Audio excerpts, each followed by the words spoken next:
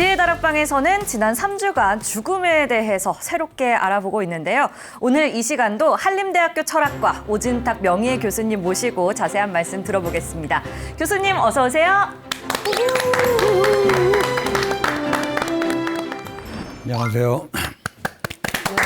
어서 오세요, 교수님. 지난 시간에 이어서 이번에 네 번째죠. 네. 죽음에 대해서 이야기하는 시간이고, 네, 교수님, 지난 시간에는요, 죽으면 끝이 아니다라는 내용으로 이렇게 강연을 해주셨는데, 오늘은 어떤 내용으로 해주시나요? 오늘도 죽음은 끝이 아니다 두 번째 파트입니다. 맞아요. 지난번에는 이제 뭐 체면 치료, 빙의 이런 일반적인 이야기를 했다면 오늘은 이제 불교적인 이야기 초점 맞춰서 티베트 이야기, 한국 불교 이야기, 거기서는 어떻게 보는지 거기에 초점 맞춰서 알기 쉽게 또 그런 식으로 다양한 예화를 통해서 설명드리려고 합니다. 그러니까 언제든지 뭐 질문하는 사항이 있으면 제가 오케이입니다. 바로 또 질문 들어가겠습니다, 저는. 네. 그렇습니다. 죽음에 대해서 저희가 강의를 듣다 보니까요. 죽음에 대한 상식하고 진실은 다르다는 걸 알게 됐습니다. 뭐 죽음에 대한 상식은 그냥 육체가 끝나면 끝이다. 이렇게 했지만 또 끝나고 나서도 영혼도 있고 또 다른 세계가 있을 것 같다는 또 진실에 대한 얘기도 들어봤는데 저희처럼 이런 강의를 듣는 분들 있잖아요. 우리 교수님이 이렇게 이제 죽어도 끝이 아니라는 걸 얘기했을 때 받아들이는 입장에서는 또 어떤 분들이 있을지 좀 에피소드가 있으면 좀 말해주시면 좋을 것 같아요. 에피소드가 다양하죠. 다양한데 한 가지 말씀드리면 죽음은 끝이라는 생각이 거의 우리 사회에서는 상식이잖아요. 그죠? 맞습니다. 네. 상식이기 때문에 살다가 힘들면 자살하면 끝난다는 생각을 했는데 그래서 자살 시도도 했는데 그래서 내 강의를 듣고 끝이 아닐 수도 있겠구나. 물론 자기가 확신은 못하지만 끝이라고 얘기하는 것이 죽음에 대해서 충분히 고민하고 조사하고 그런 끝에 내린 결론이 아니잖아요. 그죠? 그래서 어쨌든 그 끝인지 끝이 아닌지 보다 진지하게 고민하게 되고 그러니까 자살 생각도 서서히 변하게 되는 그런 사례들이 굉장히 많고 실제로 자살 시도했던 사람들은 한림대 학생이 한 9,000명 되는데 다 내 수업으로 오라고 그래요. 공개적으로 얘기합니다. 네. 그냥 뭐 사실 뭐 자살 시도해도 제대로 치료하거나 그런 사례들이 드물잖아요. 그죠? 맞아요. 상담으로 하는 것도 한계가 있고 병원에서 약 먹는 것도 효과를 보기가 어려우니까는 그래서 이제 한림대가 내가 있을 때에는 학생들한테 공개적으로 얘기를 해서 다양한 이게 치료됐고 그래서 더 이상 자살 생각을 하지 않는 그런 사례들이 굉장히 많고 그런 사례집도 제가 책으로도 냈습니다. 야, 역시 자살을 거꾸로 하면 살자 아닙니까? 야, 삶을 새롭게 또 주신 또 강의였네요. 지난번에 방송 처음 시작할 때만 해도 우리 네 명이 다 느낀 게 그래도 어렵다였거든요. 네, 맞습니다. 이게 참 어렵다는데 강의를 좀 듣고 나서는 물론 우리가 영혼적으로 그러니까 육체적으로 죽고 나서 그 이후에 어떤 세상이 있는지는 아무도 알 수 없죠. 그러나 적어도 삶의 태도는 좀 바뀌어야 되겠다. 전 그걸 느꼈거든요. 오늘 강의를 듣고 좀 많은 분들이 변화가 있었으면 좋겠습니다. 그렇죠. 우리 박건 씨가 좋은 얘기 했어요. 죽음을 배우는 것은 결국 삶을 바꾸는 겁니다. 삶을 잘 살기 위해서 죽음을 공부하는 것이고 죽기 위해서 죽음을 공부하는 것은 아니거든요. 네. 거기에 초점 맞춰서 하면 좋겠고 또한 이제 처음에는 좀 이제 뭐 지난번에도 박건 씨가 얘기한 것 같은데 죽음을 거부하고 싶다. 이제 좀 많이 바뀐 것 같은데. 그래서 옷도 뭐 저승사자처럼 입고 왔어요. 그래요. 받아들이겠다는 느낌입니다. 그러니까 죽음을 배우면 삶을 알 수 있고 삶을 보다 의미 있게 살기 위해서 뭔가 변화가 시작됩니다. 자, 그래서 이제 오늘 주제로 들어가 보겠습니다. 그래서 티베트 얘기를 먼저 넣습니다. 티베트에서는 상식이 죽음은 끝이 아니다. 현대인 우리들의 상식은 죽음은 끝이다. 맞죠. 그렇죠. 왜 이렇게 다를까? 왜 이렇게 달라요? 왜 이렇게 다를 것 같아요? 그 부모님한테 죽어도 끝나지 않다라는 걸 어떻게 배워서 학습적으로 알고 있지 않을까? 티베트 사람들? 티베트 사람들은. 그렇죠. 티베트 문화가 그렇고 사회가 그런 거죠. 문화죠. 나라의 문화죠. 우리가 끝이라고 생각하는 거는 우리의 사회가 그렇고 사회 문화죠. 네. 그러니까 문화라는 게 무서운 거예요. 문화라는 게. 우리는 죽음을 외면하고 거부하고 그러잖아요. 그러다가 힘들면 자살로 뛰어들고. 그게 뭐 또 문화가 돈은 안 되지만 그게 무서운 겁니다. 그럼 티베트의 상식이 맞겠어요? 우리의 상식이 맞겠어요? 맞다 틀리다를 또 판단하는 게 또 참 그 주체가 누가 될지. 그러니까 조금 이제 어떤 것이 옳다 그러다라고 내기보다도 네. 우리는 보통 끝이라고 생각했지만 끝이 아니라는 말이 왜 저렇게 티베트 사람들은 100%가 저렇게 생각할까? 네. 그런 걸 고민하는 계기로 삼으면 좋겠죠. 또 그 티베트인이 끝이 아니라고 생각하는 근거는 저거예요. 바르도 개념이 있는데 바르도는 삶과 죽음을 포괄하는 개념입니다. 우리는 삶과 죽음을 포괄하는 삶을 살고 있지 못하잖아요. 바르도는 삶과 죽음을 포괄하고 있다. 지금 삶 첫 번째. 우리가 알고 있는 지금 삶뿐이죠.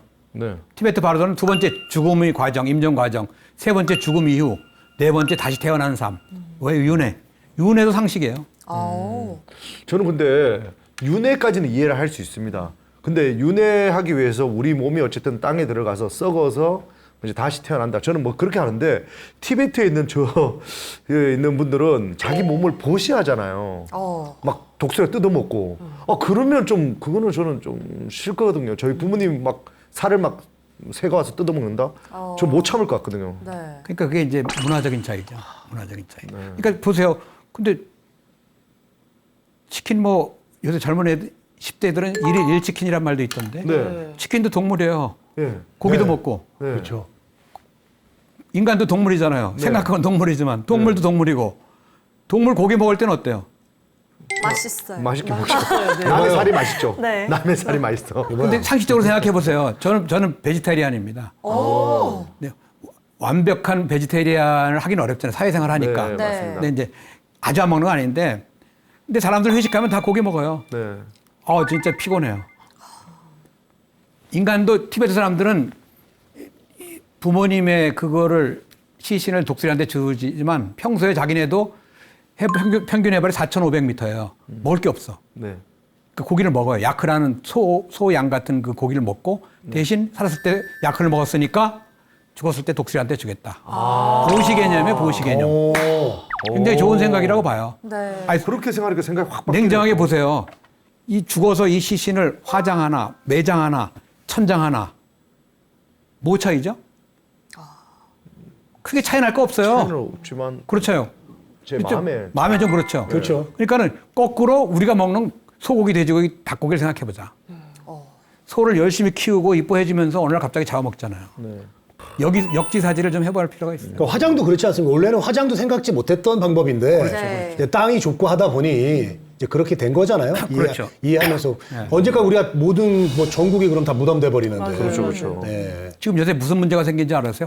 화장을 이제 90% 이상이 하는데 화장한 지가 이제 20년, 30년 되니까 낙골당이나 이런 데가 꽉 차버렸어. 거기도 꽉 찼죠. 꽉 차가지고 이게 문제예요, 지금. 예. 사실은 객관적으로 보면은 죽으면 시신은 고기 덩어리니까 시신을 화장을 해서 낙골당에 모아놓는 것도 바람직하지 못해요. 저는 요즘 제가 꿈꾸는 건 수목장입니다. 나무 탁 해가지고 아이들한테 이게 아빠 나무야 하면서 가봤는데 보고 거기도 나중에 이제 너무 많아지면 또 나무가 너무 많으면 좋은 거 아니에요, 근데? 아니 그러니까 부지가 부지가 좁아질 수 있어요. 그래서 저는 오래전부터 그런 생각했어요. 집사람한테. 예. 내가 죽으면 부고도 띄우지 말고 부주도 받지 말고 아무한테 나의 죽음을 아무한테 달리지 말고 조용히 화장해서 산천에다 뿌려라. 모아두지 말고 아빠를 뿌린 장소가 저기다라는 것을 표지 알려주지도 말고 그냥 조용히 뿌려라. 그런 건 자연으로 들어가는 거죠. 그런 사람들은 보통 위인들이 그렇게 하거든요. 대단한 정말 훌륭하신 성인군자 이런 분들이 그렇게 하시는데. 시신을 가장 자연에 훼손하지 않는 방식으로 처리하는 것이 바람직해요. 낙골당이나 화장이나 해서 모아두는 거는 네. 바람직하지가 않아요. 왜냐하면 우리는 시신을 자기라고 생각하잖아요. 네. 그러니까 낙골당하고 이렇게 묘지하고 그러는 거예요. 시신이 자기가 아니에요. 죽으면 시신은 화장이든 매장이든 천장이든 처리하고 대신 영혼은 조용히 떠나는 겁니다. 오. 그러니까 이게 장례 방식의 차이도 그것도 바로 인간 이해의 차이, 죽음 이해의 차이하고 밀접한 관련이 있어요. 그러니까 티베트 사람들이 죽음이 끝이 아니라고 생각하는 이유는 바르도 개념과도 관련돼요. 바르도가 바로 삶과 죽음과 임종과 죽음 이후 환생. 환생도 상식이에요. 환생도. 천장 여기 나오죠? 네. 천장? 천장이 선호하는 이유가 뭔지를 잘 보세요. 티베트인들 누구나 원해. 10대, 20대도 원해요. 어린애도 원하고. 죽으면 영원히 시신에서 벗어난다. 둘째, 평소에 야크고기 먹었으므로 죽으면 시신을 독수리한테 보시한다. 보시라는 게 좋은 거예요. 그러네요. 아니 우리가 소고기, 돼지고기, 닭고기를 얼마나 먹었어요. 많이 먹었어요. 많이 먹었죠. 돌려줍시다. 네. 많이 먹었지 명선이. 많이 먹었죠. 네. 네. 너무 많이 먹지 마라. 너무 많이 먹지 말고 그게 환경을 오염시켜요. 그 짐승의 그 근육을 고기를 살찌우기 위해서 엄청난 환경을 오염시켜요. 아. 배설물도 많이 나오고. 또 여름에 덥다고 탓하지 마세요.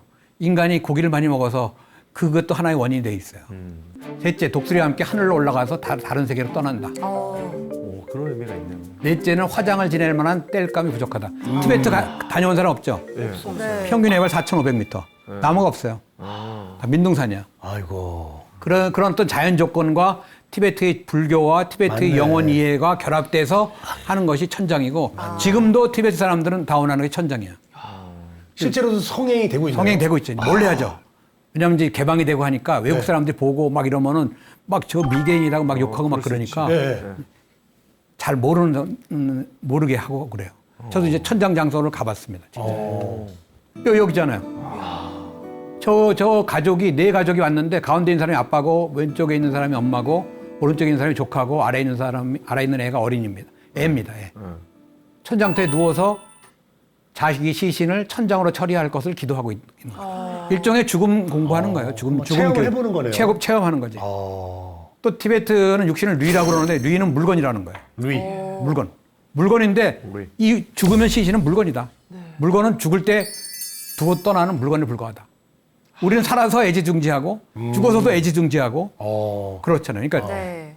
죽음 이해가 인간 이해가 그만큼 차이가 나는 거다. 티베트 사람들은 인간을 치장을 하지 않아요. 저 사람들은. 사는 집도 잘 치장을 하지 않아. 어차피 그 뭐 호텔 같은 거라고 생각해. 자기가 사는 집을. 호텔 들어가 누가 깨끗하게 닦고 청소하고 뭐 이렇게 장식해요. 하루 이틀 자고 떠나는 거니까. 네, 떠날 거기 때문에. 육신도 한 번 몇십 년 살다 떠나는 거니까 집을 꾸미거나 육신을 성형하거나 이런 데 열내질 않아요. 야, 대신 저하고 좀 성향이 좀 같네요. 육체를 그냥 청시 막 그냥 그러니까 짜리몽땅한 게 티베트 사람 같은데. 새카맣고. 그러니까 그 이동엽 씨는 이제 이런 저기 본인 몸뚱아리를 이제 빌린 거네요.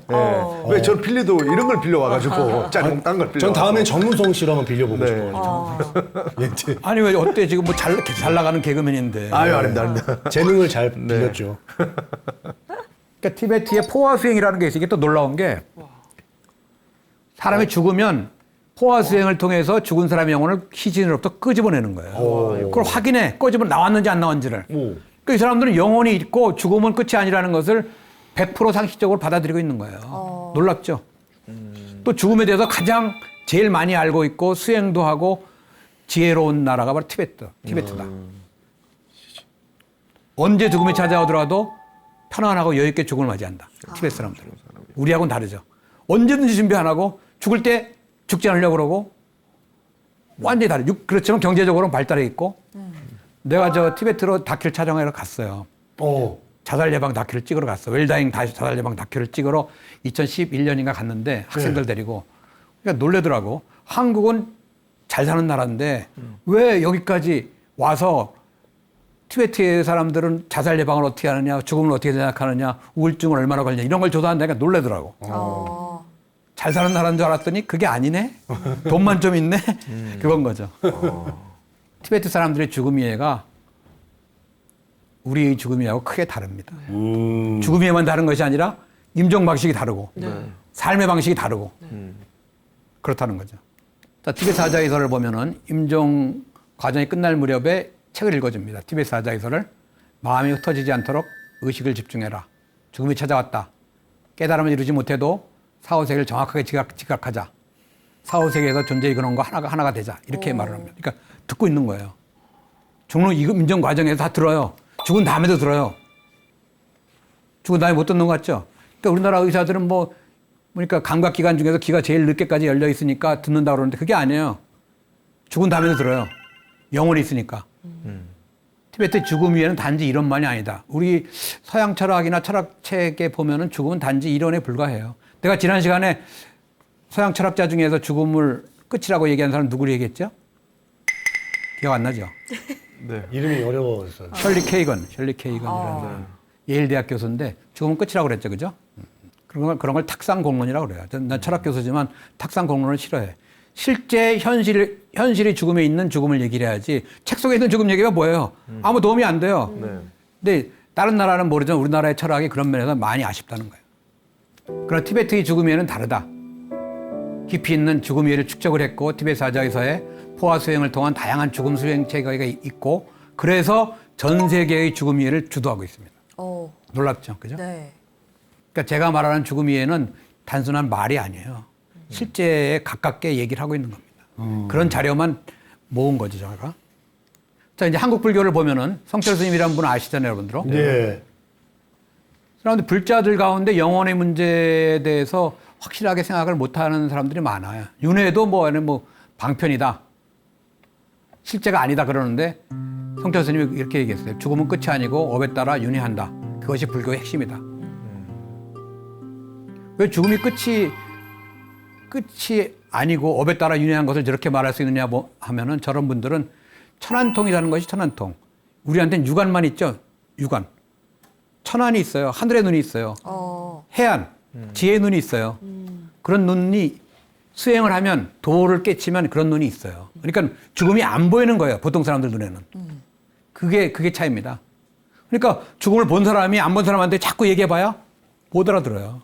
그러니까 성철 스님도 저런 말을 딱 저분이 책이 한 40권여 권 되는데 한 군데만 딱 얘기 있더라고요. 잘 안 해요. 말 안 해. 네. 못 알아들으니까.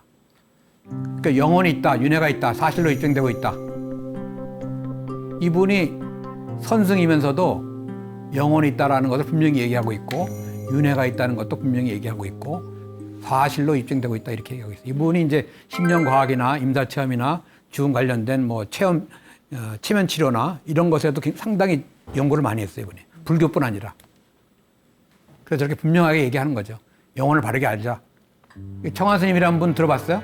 예. 들어봤어요? 예. 예. 청화 스님도 한 2000년쯤에 돌아가셨나 했는데 저기 보세요. 죽음은 자연스러운 과정이다. 눈에 보이지 않는다, 영혼은. 그렇지만 영혼은 여기서 천도법을 듣는다. 천도법이라는 게 뭐 천도제라는 게 있죠? 네. 49제, 천도제. 중생의 육안으로는 안 보여도 불안, 부처의 눈, 법안, 진리의 눈으로 보면 영혼은 분명히 존재한다. 이분은 본다는 거예요. 그러니까 저런 분들한테 보여요. 성철 스님, 청화 스님한테는 영혼이 보이지만 육안으로 보는 우리한테는 안 보인다. 그러니까 왜 죽음 논의가 어려운지 이제 이해가 되겠죠? 네. 왜 죽음 논의가 어려워요? 보이지 않으니까. 보이지 않으니까. 네. 보이지 않으니까 죽음은 끝이라고 생각하는 거예요. 그게 함정인 거예요. 그러니까 끝이라고 생각하는 것이 낫겠어요? 죽음을 모른다고 생각하는 게 낫겠어요? 끝이 아니라는 게 낫죠. 끝이 아니라고 하는 게 나은데 끝이 아니라고 받아들이기 어려우면 최소한 모른다고 하는 것이 죽음은 끝이라고 얘기하는 것보다는 이제 끝이 아니라고 분명히 확신하는 것 같은데. 이제는 저는 확실하죠. 끝이 아닙니다. 네 번 만나서 많이 낫겠네요. 역시 동엽 씨는 재주가 있는 것 같아요. 고맙습니다. 강의가 명강이다 보니까 귀에 쏙쏙 들어옵니다. 아까 짧다고 하신 거 미안해서 지금 칭찬하신 것 같은데. 자, 또 이거 봅시다. 좀 한번 좀 웃는 시간을 가졌습니다. 네. 시신은 내가 버린 헌옷이다. 법정스님. 이것도 멋있는 영혼이 육체에 영혼이 깃드는 것이 아니다. 영혼이 육체를 지니고 있는 것이다. 우리가 살아있지만 우리는 육체로만 살고 있다고 생각하지만 법정스님은 영혼이 주인이고 육체는 손님이다. 영혼이 주체라는 거죠. 근데 사람들은 그렇게 살고 있지 않잖아요. 그죠? 영혼은 있는 듯 없는 듯 한 것이고 육체가 주인이고 육체가 주인이 아니에요. 네. 영혼의 주인이지. 네. 육체는 티베트식으로 하면 물건이다. 리다. 옷이다. 네. 가죽이네, 가죽. 그죠, 가죽이죠. 껍질. 가죽. 껍데기. 저 말이 명언인 것 같아. 생명 기능이 없는 죽은 육신은 낡은 옷에 불과하다. 그러니까 죽는다는 것은 육신이라는 옷이 낡아서 낡은 옷을 벗는 것과 똑같다. 이런 식의 표현을 달라이라마도 하고 우리나라 불교도 하고 하는 겁니다. 근데 그 말을 육안으로만 육신으로만 사는 사람들은 이해하기는 쉽진 않죠. 그렇네요. 그래서 이게 또 법정스님 오른쪽 사진이 법정스님 다비하는 사진입니다. 다비가 뭐예요? 불 태우는 거지. 그렇지, 화장. 네, 화장하는 거. 화장. 저기 오른쪽에 이제 다비하는 사진이에요. 불교식 네. 화장이죠. 다비장이라는 게. 폐암으로 치료를 받았고 병이 또 재발하니까 더 이상 수술을 받지 않았고 죽기 전에 지금 내세우는 폐 끼치지 않고 육신에 벗어나서 다비장에 들어가는 거다. 이렇게. 왜 저렇게 말했어요? 영혼을 어차피 죽음 위에 또 삶이 있으니까. 그러니까 육신은 낡은 옷이니까 낡은 옷이니까. 낡은 옷 태우듯이 육신은 태우고 네. 네. 영혼은 떠나서 네. 다른 세상으로 가겠다. 어린 왕자를 좋아하니까 어린 왕자가 가는 세상으로 가겠다. 이런 말인 거죠. 그러니까 죽음에 대한 분명한 이해, 영혼에 대한 분명한 그게 있으면 저렇게 얘기할 수가 있죠. 그죠? 티베트 사람들 천장하는 이유가 뭐예요? 죽음에 대한 분명한 이해를 갖고 있고 네. 영혼의 존재에 대한 분명한 상식이 있으니까 가능한 거예요. 네. 그러네요. 불교 49제에 참여한 적 있어요? 네, 있습니다. 그래 언제? 할아버지 돌아가셨을 때 어느 절에서? 수원에 있는 봉영사. 복령사? 네. 거기가 집이 있어요? 네, 집이- 그쪽에 거주를 하고 있어서. 네. 그렇죠. 49제 순서가 저렇게 돼 있어요. 처음에 대령. 대령은 이제 죽은 사람의 영혼을 부르는 거예요. 영혼이 있으니까 부르는 거죠. 그죠? 두 번째 관역은 이제 영혼을 영혼을 정화시키는 것이고 상당 건공은 부처님과 보살한테 기도하고 이제 불공을 올리는 것이고 중당 건공은 이제 신장님들한테 예를 올리는 것이고 관음시식은 이제 부처님 진리를 알려주는 것이고 봉송은 이때까지 이렇게 해서 이 대령을 해서 영혼을 불렀으니까 봉송을 통해서 떠나보내는 것 다른 세상으로 소대의식은 영혼이 평소에 쓰던 물건 중에서 한두 개를 태우는 겁니다. 소자가 이제 불살을 소잖아요. 그죠? 불 태우는 것이고 법식은 이제 제사 음식을 제사 음식이 이제 남았으니까 그거를 이제 참석자들에 나눠주는 것 그런 순서로 돼 있어요. 근데 죽음이 끝이라면 49제를 불교에서 지낼 이유가 없습니다. 그렇죠. 근데 불교인 중에서 49제를 왜 지내는지 분명히 잘 몰라요. 그거를 제가 그래서 그런 식의 연구를 했습니다. 49제를 생사학으로 풀이하는 것. 그러니까 육체가 죽더라도 영혼은 죽지 않으니까 49제는 지내는 거다. 왜 근데 꼭 49일까요?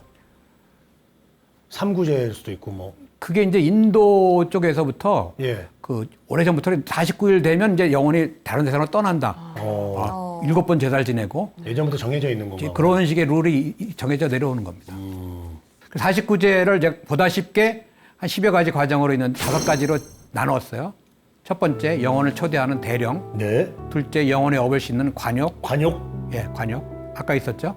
셋째, 극락왕생 기원하는 상단 건공. 상단은 이제 부처님과 보살이 계신 곳이고, 네 번째, 불법을 전한다는 관음시식. 네. 불교 가르침을 전하는 것이고, 다섯째, 이제 끝났으니까 영혼을 다른 세상으로 떠나보내는 것, 봉성. 근데 죽으면 그러니까 다른 세상으로 떠나야 돼요. 네. 떠나지 못하는 게 뭐예요? 혼혼, 귀신. 귀신. 빙이 되는 거죠, 바로. 빙이 되는 거예요. 빙의가 우리가 생각 이상으로 많아요. 많은데 우리가 모르는 겁니다. 빙의를 볼 수 있는 사람들이 드무니까. 그러니까 사람이 죽으면 49제를 가능한 한 지내주고 또 제사도 지내주고 그게 의미가 있는 거예요. 영혼이 있으니까. 그래서 불교적으로 보면 인간의 존재한테는 호흡이 있고 체온이 있죠. 누구한테나 호흡이 있고 체온이 있고 의식이 있어요. 이 세 가지가 작동할 때 살아있는 거예요. 세 가지 중에서 하나씩 하나가 멈추면 다른 두 개도 다 같이 멈추게 돼요. 살아있으면 호흡과 체온과 의식이 있지만 호흡이 멈추면 체온이 떨어져서 의식이 육신을 떠나요. 이때 의식이라는 것은 우리가 생각하는 의식이라기보다 이제 무의식, 7식, 8식 이런 거 그런 걸 얘기하는 거예요. 그것이 떠나게 되는 거죠. 그러니까 의식이라는 것이 다른 말로 하면 영혼이라고 얘기할 수도 있는 거고 불교적으로 그렇게 세 가지가 작동할 때 살아있는 인간이고 세 가지 중에서 하나가 호흡을 잃어버리면 체온도 떨어지고 의식도 떠나고 또 체온이 떨어져도 또 이제 호흡이나 의식이 또 떠나기도 하고 그렇게 되는 거죠. 세 가지 중에서 하나라도 부족하면 나머지 두 개도 같이 떠나니까 그때 죽음이 되는 겁니다. 그러니까 의식, 영혼이 떠난다는 게 뭐예요? 죽음이 끝이 아니라는 말이는 거죠. 죽음이 끝이 아니라. 그래서 현대인의 죽음 이해를 5가지로 알기 쉽게 정리했습니다. 첫째, 우리는 죽음을 육체 중심으로 이해한다. 그렇죠? 둘째, 죽음은 다 끝난다. 셋째, 영혼의 존재를 부정한다. 넷째, 그래서 죽음을 두려움, 절망으로 간주한다. 다섯째, 이런 죽음 이해가 사회가 확산되어 있다. 이것이 일반적인 우리 사회의 죽음 이해라고 할 수가 있어요. 이것이 문제가 좀 있죠. 어떤 문제가 있나요? 이런 육체 중심의 죽음 이해는? 그냥 이 살아있는 동안 모든 걸 다 누리고 끝내야 된다. 약간 이런 강박관념? 마음가짐을 가지게 될 것 같아요. 악착같이 돈 벌고 네. 돈이면 다 되고 그죠? 네. 죽으면 끝이면 그렇게 생각할 수가 있지만 끝이 아니라면은 네. 좀 더 여유가 생길 것 같아요. 여유가 마음의 생기죠. 여유가. 여유가 생기죠. 예. 네. 그러니까 우리가 그동안 이제 죽음을 육체적 중심으로만 이해를 했다는 거네요. 그렇죠. 반증이네요. 예. 그다음에 생사학의 죽음 이해를 또 보면은 네. 현대인의 죽음 이해가 대조적인 거죠. 죽음을 육체 중심으로 이해하지 않는다. 죽는다고 끝나는 게 아니다. 영원의 존재 부정하지 않는다. 죽음이 끝이 아니므로 두려움이 없다. 그러나 여유 있게 마무리한 사람은 찾아보기 어렵다. 그죠? 이게 바람직한 죽음 이해라고 할 수가 있어요. 바람직한 죽음 이해고, 바람직한 인간 이해고, 바람직한 삶의 방식이다. 우리 사회는 경제적인 가치만 독점하잖아요. 그죠? 경제적 가치의 문제점은 뭐예요? 어떻게 보면 사람을 좀 멸시할 수 있다. 몇시야 돈이면 다 되는 돈이면 거죠. 다 되니까. 예. 근데 경제적 가치만 독점하는 사회는 불행해요. 네. 근데 다른 선진국에 비해서 우리 사회가 경제적 쏠림 현상이 심해요. 네. 맞아요. 2배, 3배, 미국이나 일본보다 2배, 3배 심하다고 그래요. 경제적 가치가 중요하지만 그 위에 어떤 가치관이 있고 그것을 경제적 가치를 이렇게 좌지우지하고 해야 되는데 우리는 경제적 가치가 제일 위에 있고 다른 가치는 없어요. 그러니까 돈이 많다고 돈이 더 뭐 10억 더 생긴다고 해서 부자 되질 않아요. 그런 문제점을 생각을 하지 않더라고요, 요새 사람들은. 그러니까 돈이면 다 되는 졸부의 사회예요. 너무 심해요. 졸부 사회. 요즘에는 이제 애들이 그래서 뭐 자기가 되는 것보다 제일 되고 싶은 게 이제 건물주 되고 싶다고. 예.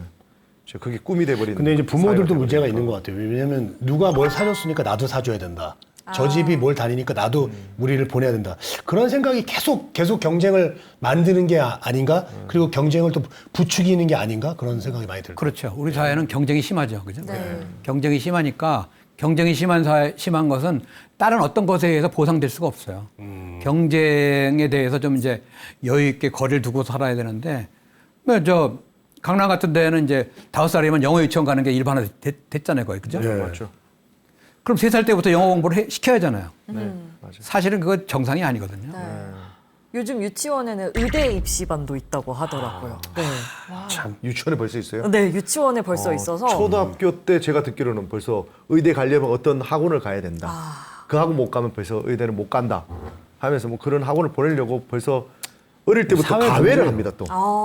그것 또한 육체 중심으로 생각하기 때문에 그렇죠. 일어나는 육체 일이죠. 중심, 경제 중심의 가치. 왜 빨리 의사, 벌어야 되니까. 왜 의사 되려고 그래요? 돈 많이 버니까. 많이 벌- 돈 많이 빨리 뭘 버니까. 해야 되니까. 의사는 직업, 아니, 그것도 또 그렇더라고요. 직업 선택의 기준도 결국 돈 많이 버는 직업이에요. 맞아요.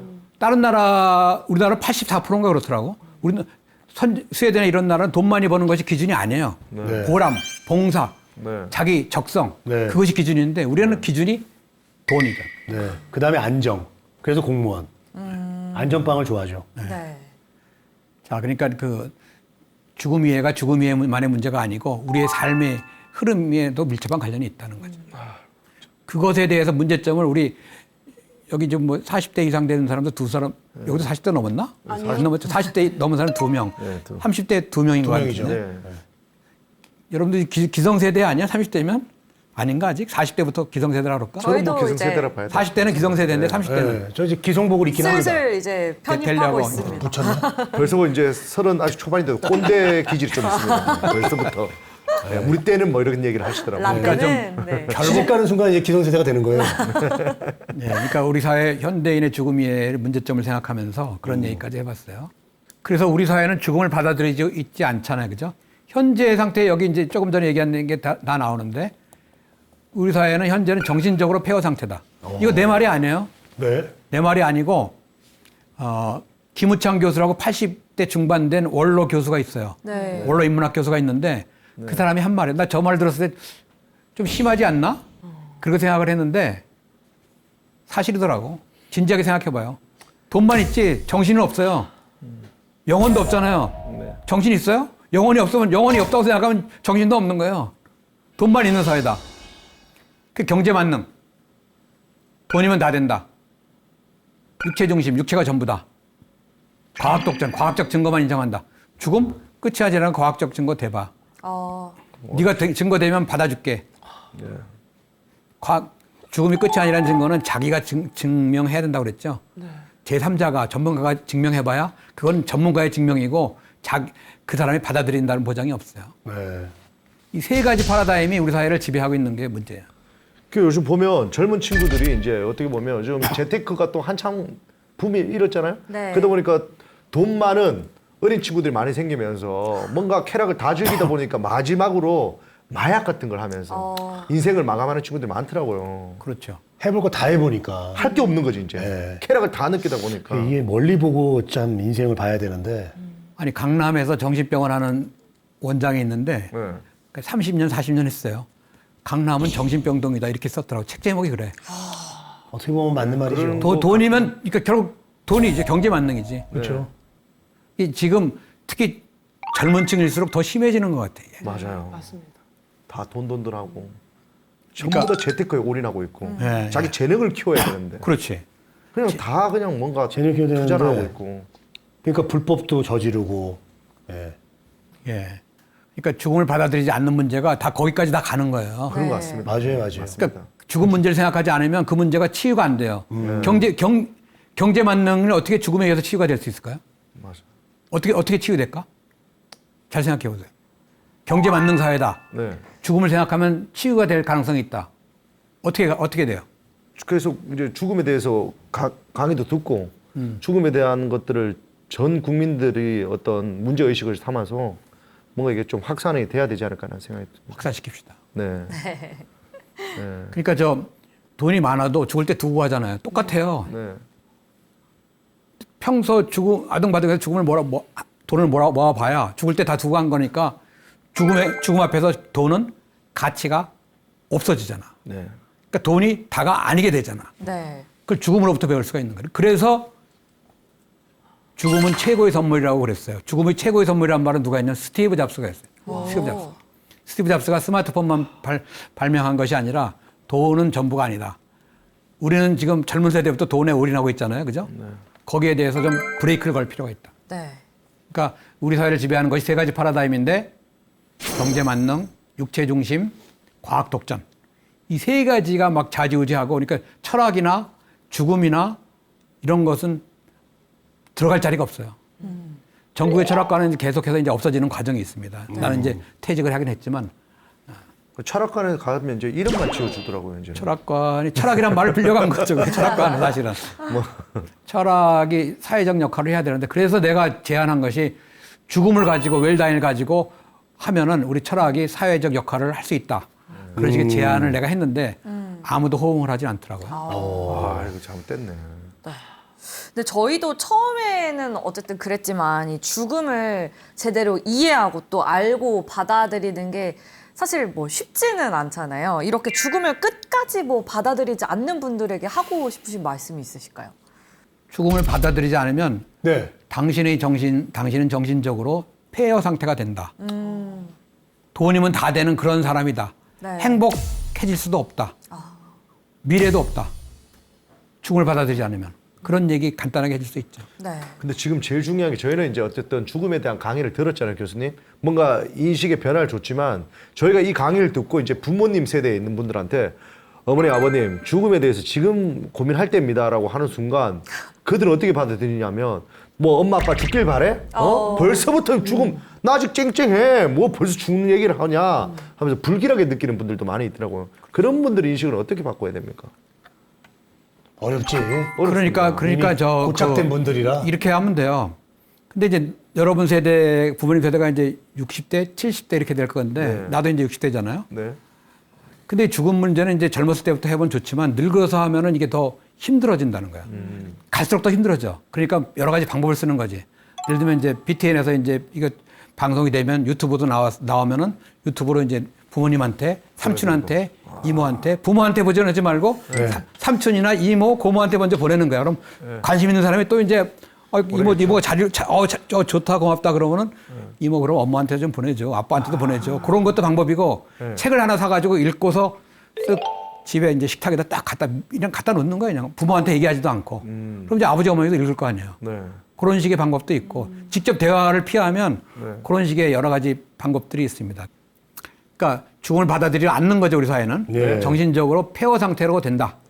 이거 굉장히 심각하게 생각해야 됩니다. 네. 그 결과 행복 만족도 하위권이고 자살률 1위 20여 년이고 세계 최저 출산율이고 출산 파업 중이에요. 네. 아이고. 자살도 김용이라는 사람 있잖아요. 김용 알죠? 네.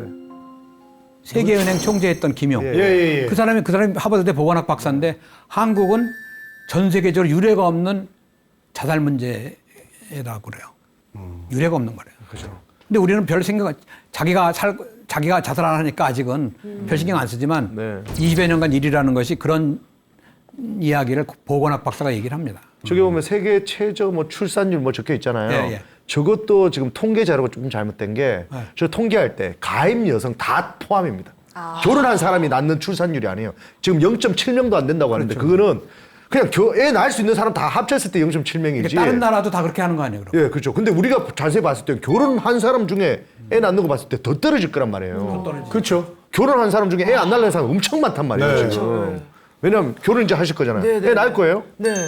결혼 하실 거잖아요. 애 낳을 거예요? 네네. 그럼 우리 강한 아나운서랑 명선이한테 기대를 좀 많이 해보자. 출산율이 많이 높아졌네 여기서. 이분들한테 저희 희망이 걸려 있습니다. 네. 아, 동엽 씨는 진짜 그렇게 말할 권리가 있어. 애 셋을 키워. 저는 애 셋 낳았습니다, 여러분. 예. 저는 이제 거북이 4마리이기 때문에 자격이 없습니다. 저 거북이를 4마리 키우기 때문에 자격이 없어요. 예, 거북이가 저보다 오래 삽니다. 심지어는. 아니, 포기하지 마세요. 아직 몰라. 예. 빨리 동엽 씨가 노력을 좀 해야겠는데. 네, 뭔가 좀 더 출산 장려를 위해서 제가 결혼부터 빨리 시켜야 될 것 같습니다. 네. 아니, 자, 아까는 이제 그 현재 얘기를 했잖아요. 그죠? 현재는 정신적인 폐허 상태고 삶에서 죽음을 수용하지 않으면 사회적, 경제적 성공만을 위해서 아등바등한다 하는 거고요. 그게 사상누각이라는 표현을 써서 사상누각이 뭐죠? 그 여기 그냥 좀- 물 뭐 위에다가 이렇게 그 집 짓는 거 뭐 그런 거 아닌가요? 문을 계란 같은 거로 짓는다. 40대니까 좀 뭔가 좀 해석을 하려고 그러는데 30대는 입을 네. 뻥긋 못하네. 한자를 젊은 세대들이 안 배웠어요. 네. 위상자만 사상도- 알겠어요. 어? 위상자만 알겠어요. 위상자만. 그러니까 이게 한자를 안 가르쳐서 그래. 사상누각은 사가 모래사자예요, 모래사자. 아, 모래다 집을 물이 짓는다. 아니라 네. 모래 위의 성이야, 우리말로 하면. 모래 위의 성이구나. 모래 위의 성. 아까는 이제 현재 얘기했고 죽음을 배우지 못한 미래가 없다. 왜? 죽음이 갑자기 찾아오면 죽으면 끝나는 거니까 미래가 없죠. 네. 죽음 준비 필요 없죠. 아름다운 머리 뭐 필요해요. 미래가 없는 거예요. 죽음이 없으면 끝이에요. 죽음이 끝이라면. 죽음을 배우지 못하면 미래가 없다는 그러한 결론을 내리게 되는 겁니다. 이게 죽음은 늙어서 죽을 때 60, 70 된 사람의 문제가 아니고 10대, 20대부터 언제든지 죽을 수 있으니까 그때 찾아올 수 있는 그런 문제라고 얘기할 수가 있어요. 자, 이렇게 해서 오늘 4번째 만나는 시간을 마무리 짓고 어쨌든 여러분들이 죽음에 대해서 좀 더 긍정적으로 다가가기 위한 개인적인 노력을 하셔야 됩니다. 사회적 노력은 좀 시간이 많이 걸리니까 여러분 자녀가 있는 사람은 자녀들하고 부모 있는 사람은 부모가 피하면 부모님하고 어떻게 하면 조금 더 의미 있는 대화가 진전될 수 있을지 고민하고 생각하는 기회가 되었으면 좋겠습니다. 네, 지금까지 제 강의를 진지하게 들어줘서 감사합니다. 네, 갑자기 찾아오는 죽음, 아름다운 마무리를 위해서 미리 준비를 잘 해야 할 것 같습니다. 다들 지금까지 함께한 소감 한마디씩 부탁드릴게요. 죽음에 대해서 진지하게 고민을 안 했는데 이 지금 값진 시간에 네. 죽음에 대해서 이제 알게 되니까 죽음이 언제든 찾아와도 이제 무섭지 않다는 그런 생각이 듭니다. 네. 죽음아 언제든지 와라. 무섭지 않다는 태연하게 받아들이겠다. 네, 이런 마음이 생겼습니다. 네. 거기까지? 네. 알겠습니다. 저도 사실은 뭐 이렇게 4주간 이제 그 강연 들으면서요, 죽음에 대해서 한번 다르게 또 알게 되었고요. 저 또한 이제 선배님처럼 네, 죽음을 이제 이렇게 받아들이는 연습을 열심히 하도록 하겠습니다. 네. 그러니까 뭐 살아있는 육체적으로 살아있는 순간만 내가 삶이고 그 이후에 대해서는 생각을 안 해봤는데 육체적으로만 죽는 거지 그 이후에 어떤 영혼의 어떤 삶 그런 삶도 우리가 생각해 보면서 살아야 되겠다 그런 네. 생각을 해봤습니다. 네. 네, 박원 씨 근데 보는데 뒷머리가 많이 죽었네요. 왜요?